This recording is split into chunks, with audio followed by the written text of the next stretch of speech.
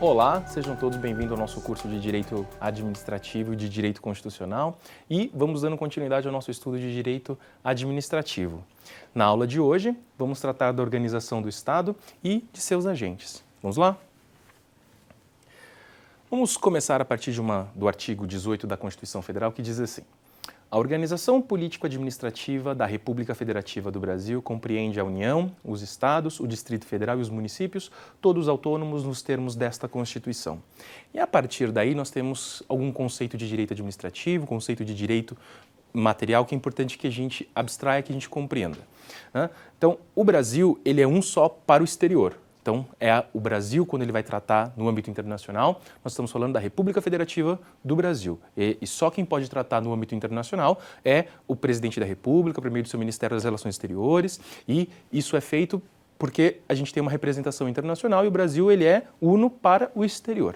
Do ponto de vista interno, nós temos essas figuras: a União, os Estados, o Distrito Federal e os municípios.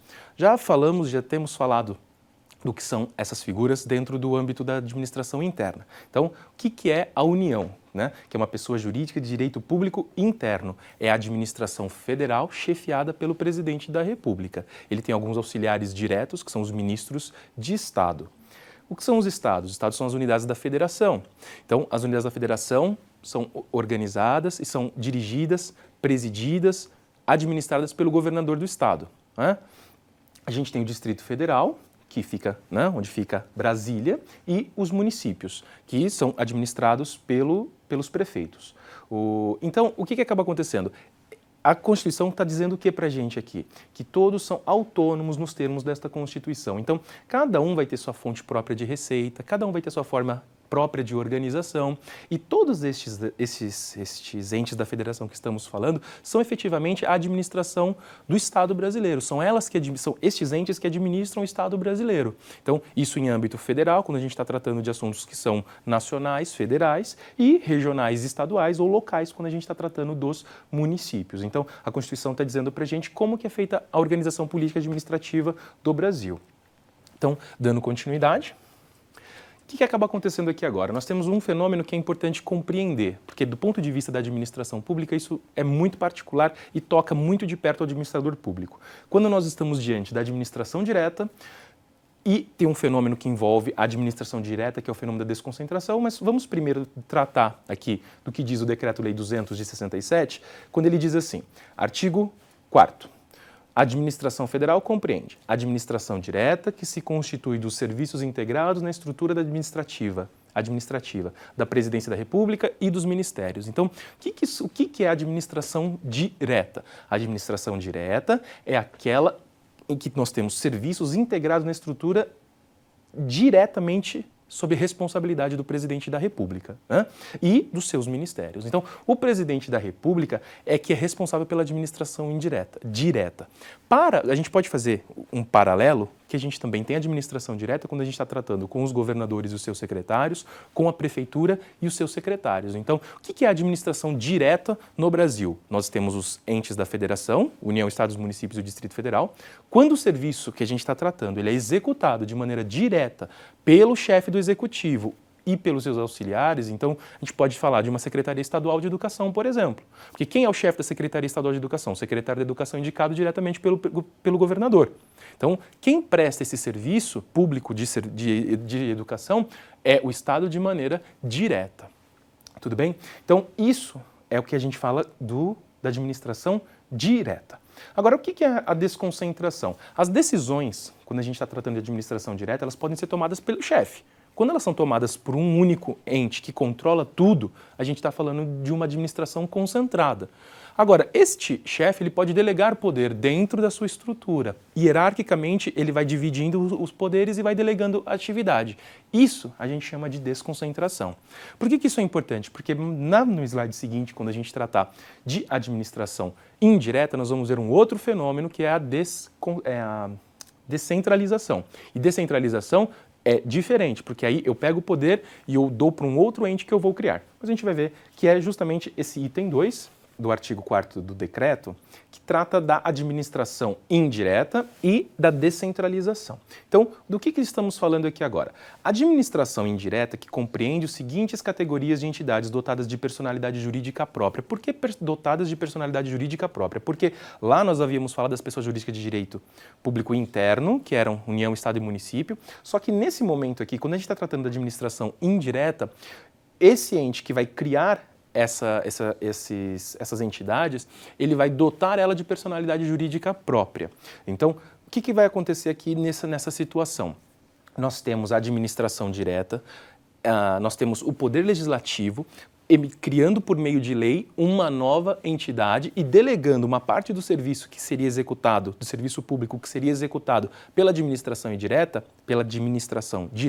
ela é delegada para essa nova entidade que é criada por meio de lei. Então, o Poder Legislativo, ele cria a nova entidade, diz da forma como ela vai se organizar, e aí a gente tem algumas possibilidades que a própria lei nos dá, e com isso, nós estamos criando uma nova pessoa que não existia antes, e essa pessoa que está sendo criada é que vai ser responsável pela prestação daquele novo serviço que está sendo destinado a ela.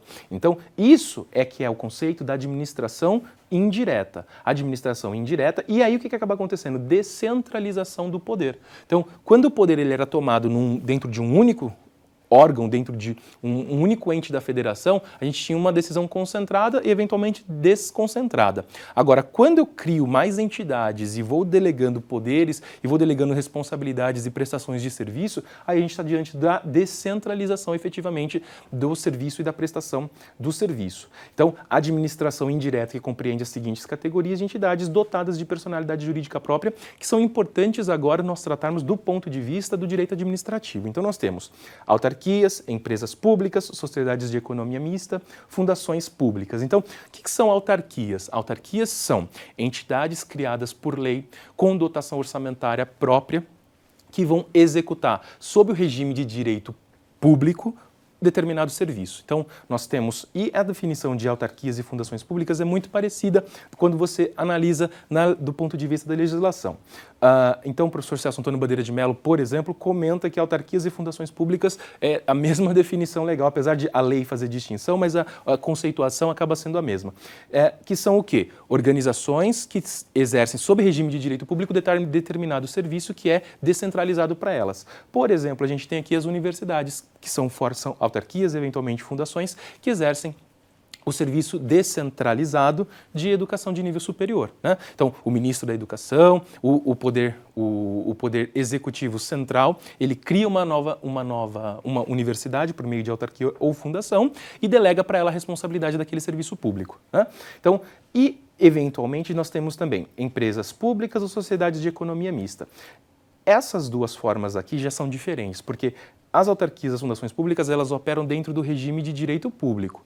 Agora, as empresas públicas, as sociedades de economia mista, são o Estado se colocando na condição de particular e indo exercer, são criadas a partir de capital público. No entanto, elas se colocam perante os terceiros e os seus clientes e as pessoas que se servem dos seus serviços na condição de ente privado. Então, aqui nós temos as empresas públicas, que são aquelas que têm capital social totalmente estatal, e as sociedades de economia mista, que tem parte do seu capital social estatal, sempre a parte maioritária, e então elas sempre vão ser controladas, as decisões vão ser sempre controladas por meio do Estado, mas ela permite que a parte do capital social seja de entes privados, né? E com isso a gente tem algumas figuras da administração indireta que recebem delegação específica, algumas atuando sob regime de direito público, outras sob regime de direito privado, e o Estado, assim, ele vai delegando e criando entidades para executar os diversos serviços que nós, aqui, cidadãos na ponta, recebemos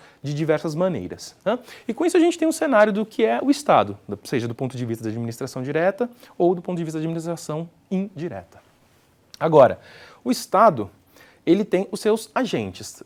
E o que são os agentes do Estado? Os agentes do Estado são aqueles que, as pessoas que compõem os órgãos do Estado. Então nós temos os agentes políticos. Quem são os agentes políticos? São aqueles que tomam as decisões políticas efetivamente. São aquelas pessoas que recebem por meio do voto popular, por meio da delegação do voto, o poder de tomar as decisões políticas.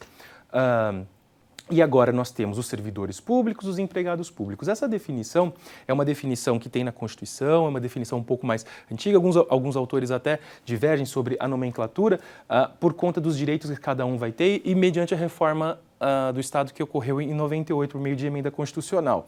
Agora, nós temos alguns servidores que a gente podemos chamar de estatutários, que são aqueles servidores que compõem as carreiras públicas e vão ser o regime de vinculação ao Estado, é o regime estatutário. Então ele vai ter aquela forma específica de contratação por meio do Estado.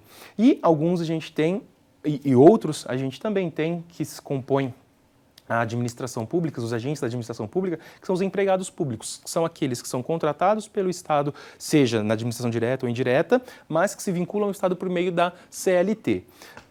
E nós temos também situações em que algumas pessoas recebem do Estado, que são particulares, que não vão assim receber, são momentaneamente, por alguma razão, ele está colaborando com o Estado e naquele momento que ele está executando aquele serviço, ele é o Estado naquela ação. Por exemplo, o mesário, né? O mesário que é um particular, que ele é convocado para executar um determinado serviço, então naquele momento ele é o Estado, durante aquela prestação de serviço, toda a parte de direito público que protege o agente público vai atuar em proteção do mesário.